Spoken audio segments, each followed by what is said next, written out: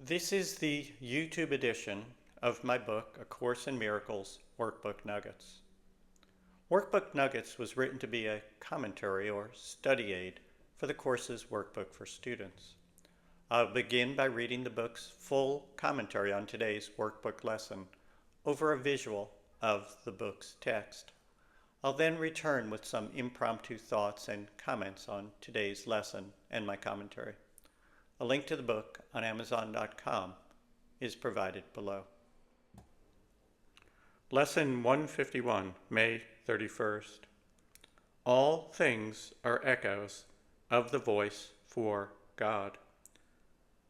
You can see and understand the world through your ego and your five senses, or with the vision of Christ.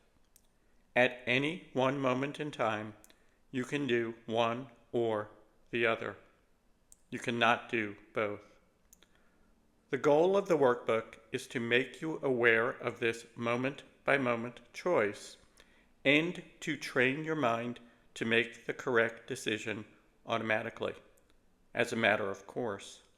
Quote, "And he will reinterpret all you see, and all occurrences, each circumstance, and every happening that seems to touch on you in any way from his one frame of reference, wholly unified and sure. And you will see the love beyond the hate, the constancy in change, the pure in sin, and only heaven's blessing on the world." End quote. Later on, the lesson adds, quote, "So will you see the holy face of Christ in everything, and hear in everything no sound except the echo of God's voice." End quote. This lesson reminds me of the old cartoons of someone with an angel on one shoulder and a devil on the other, both whispering and trying to convince their charge to go their way. Actually, minus the religious overtones, that is pretty much a good picture of our lives. In each and every moment and encounter, we can listen to our ego or to what the lesson calls the voice for God, which is another name for the Holy Spirit. Your ego sees the ordinary world of conflict and struggle, but the voice for God shows us the oneness and peace beyond the surface illusion.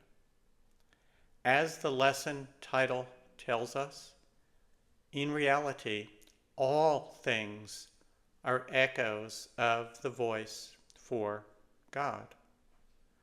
Your physical eyes and small self-interest constantly deceive you by showing you separation and madness all around. But the voice for God, speaking for and from the perspective of the one self we all share, sees beyond the illusion. It knows that in truth, there is no separation and conflict. All things are echoes of the voice for God. This is the reality that the workbook is teaching us to see.